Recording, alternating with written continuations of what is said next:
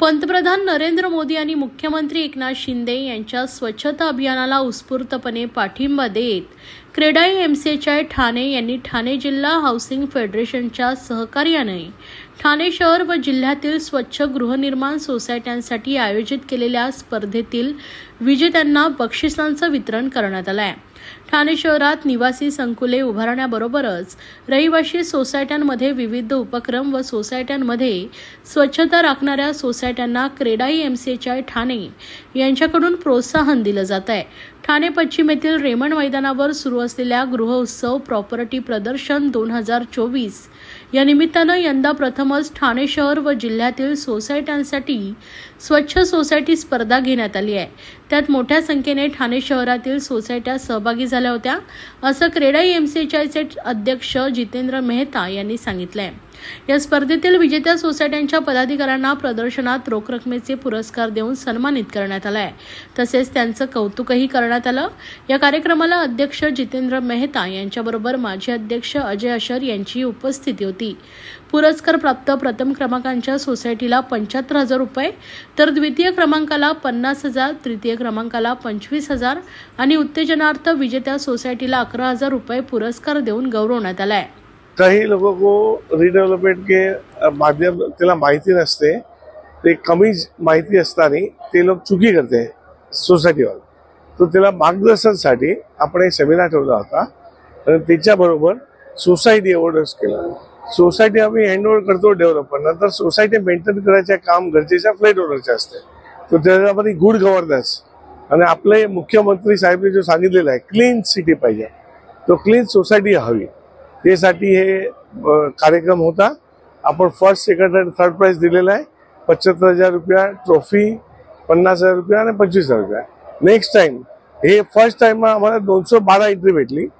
Next time अपेक्षित आहे 1000 से जास्त एंट्री आम्हाला भेटणार आणि आम्ही मोठ्या प्रमाणाने हे कार्यक्रमच्या ऑर्गनाइज करू। तुम्ही फिल्मफेअरच्या धर्तीवर पुरस्कार करणार असं तुम्ही घोषित केलं, म्हणजे लोकांना इंटरेस्ट झाला पाहिजे की माझी सोसायटी आहे, मी कसा मेंटेन करू, मी मेंटेन करू तर मला प्राइज भेटणार, मला हे रेकग्निशन भेटणार। हे प्राइजचा महत्व नाही, रेकग्निशनचा महत्व आहे। पूर्ण ठाण्यामध्ये माझी सोसायटी नंबर 1 आली, त्यांचा जो अभिमान आहे ते लय मोठा असते, तर ते आम्ही जागवायचा प्रयत्न करतो आहे। पैसा एक सूचक आहे, ओनली फॉर्मॅलिटी, पण त्याला जो फर्स्ट प्राइज भेटणार, ट्रॉफी भेटते, या सेकंड प्राइज भेटला, ट्रॉफी भेटला, त्याचा अभिमान आहे। आज सोसायटीचे जो कार्यकर्ता असते, कमिटी मेंबर, ते फ्री ऑफ चार्ज सेवा करते, सेल्फलेस सर्व्हिस आहे।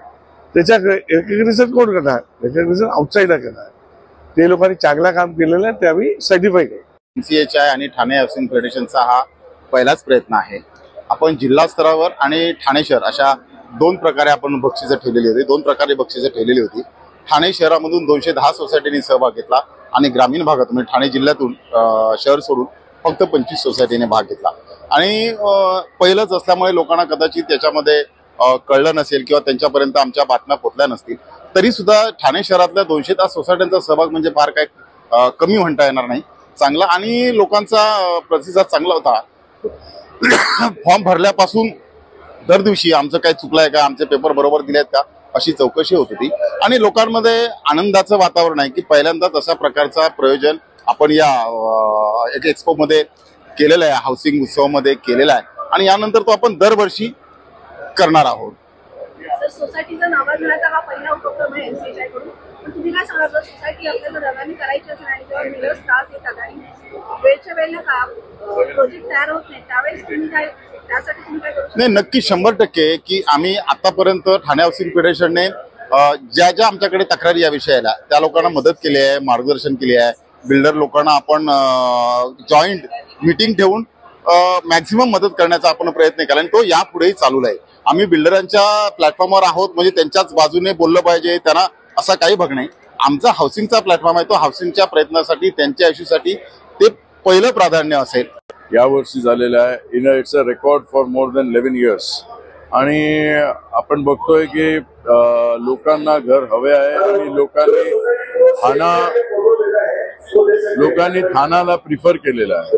हायएस्ट सेल्स ठाण्यामध्ये होतो ऑल इंडियामध्ये, तर दिस इज द राईट टाइम आणि असा चांगला प्रतिसाद लोकांचा आहे आणि ठाण्यामध्ये रेट्स आता अजूनही चांगले आहे, म्हणजे एवढे नाही की कोणी रीच नाही करू शकत, एवढे महाग पण नाही झाले आहे आणि सगळं डेव्हलपमेंट, इन्फ्रास्ट्रक्चर डेव्हलपमेंट खूप चांगलं आहे.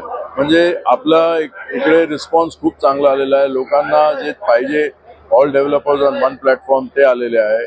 They are giving good response. People are taking advantage of the exhibition.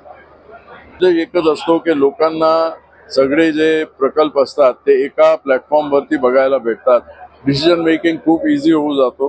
हे सगळे त्यांना कंपॅरिझन, आता सगळेच लोक आहे, नाहीतर प्रत्येक साईटवरती जायला लागते, वेगळे वेगळे गोष्टी त्यांना ऐकायला भेटते. पण इकडे सगळे एकच प्लॅटफॉर्मवरती असतात. Decision making can be very fast because all information is available on one platform. Sir, रिडेव्हलपमेंटच्या याच्यामध्ये तुम्ही दिशाभूल लोकांची होते, असा एक सूर ह्याच्यातून निघाला विकासकांकडनं, तो कशा प्रकारे? दिशाभूल फक्त एवढंच होतं की आपली जे कमिटी असते त्यांना सगळी माहिती होणं खूप आवश्यक आहे आणि ते जर माहिती त्यांना first they have to learn themselves and then they start taking decision. आता ते कमिटीने जर कोणी काम नाही केलंय, त्यांना रूल्स नाही माहिती, त्यांना कशी पद्धती आहे ते नाही माहिती, तर ते दिशाभूल होऊन जाते. आणि दिशाभूल दुसरे काही लालच येते, प्रलोभन येते, की जसं आपले प्रसन्न माटेने सांगितलं इकडे की जास्त एरिया दिला की जास्त रेंट दिला की कॉर्पस दिला की लोक त्यांना प्रिफर करतात. पण ते एक स्वप्न आहे, ते साकार नाही होणार. साकार कुठे होणार? जेव्हा आपण त्याचं सगळे बॅलन्स शीट बघणार. कुणी डेव्हलपर येतो तो इकडे he comes for profit. He has to earn his profit. You have to see that he has to earn his profit. If he does not earn his profit, he is not going to finish the building. Let us be very clear.